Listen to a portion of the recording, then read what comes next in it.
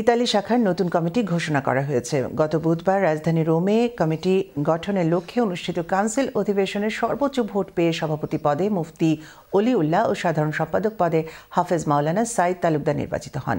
বিস্তারিত দেখুন আমাদের প্রতিনিধি মিনহাজ হোসেনের রিপোর্টে। ইতালিতে হেফাজতে ইসলাম বাংলাদেশ ইতালি শাখার কমিটি গঠনের লক্ষ্যে অনুষ্ঠিত হয় কাউন্সিলের অধিবেশন।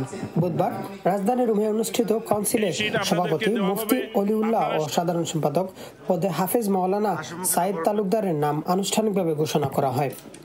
আগামী 2 বছরের জন্য হেফাজতে ইসলাম বাংলাদেশ ইতালি শাখার সভাপতি নির্বাচিত হয়েছেন মুফতি মাওলানা অলিউল্লাহ খান, সাধারণ সম্পাদক মাওলানা সাইদ তালুকদার। কাউন্সিলর প্রথম অধিবেশনে হাফেজ মাওলানা নাসিরউদ্দিনের পরিচালনায় প্রধান অতিথি হিসেবে উপস্থিত ছিলেন হেফাজতে ইসলাম বাংলাদেশের কেন্দ্রীয় সহ আন্তর্জাতিক বিষয়ক সম্পাদক অধ্যাপক মাওলানা আব্দুল কাদের সালেহ।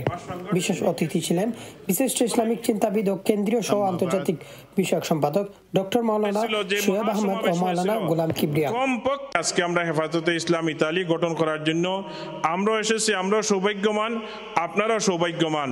সেই কাফেলার মধ্যে আমরা শরীক হতে পারবো ইনশাআল্লাহ। এই সংগঠনের কাজ হচ্ছে দায়িত্ব পালন করা এবং এর সামনে যদি কোনো দুনিয়াবি কোনো পরাশক্তি যদি কোনো বাধা হয়ে দাঁড়ায় তার মোকাবেলায় দাঁড়ানো। যারা অন্যায় করেছে তাদের বিরুদ্ধে আমরা সোচ্চার হব।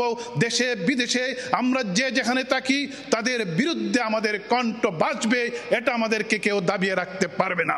এছাড়াও উপস্থিত ছিলেন হাফেজ মাওলানা ইসরাফিল, হাফেজ মাওলানা আনোয়ার হুসাইন, হাফেজ মাওলানা হুমায়ুন রশিদ রাজি, হাফেজ মাওলানা মিখাইল হুসাইন, হাফেজ মাওলানা আব্দুল্লাহ আল ফারুক সহ রোমের বিভিন্ন মসজিদের ইমাম ও খতিবগণ এবং ইতালির বিভিন্ন শহর থেকে প্রায় শতাধিক উলামায়ে কেরাম ভার্চুয়াল কাউন্সিলে অংশগ্রহণ করেন। এই সংগঠনের পক্ষ থেকে যে সমস্ত কার্যকলাপ আছে সবগুলো যাতে সকলকে সমান চোখে দেখে সকলকে তার জায়গায় রেখে মূল্যায়ন করতে পারি এবং ইসলামের দিনের জন্য খেদমত করতে পারি, সেজন্য দোয়া করবেন ইনশাআল্লাহ।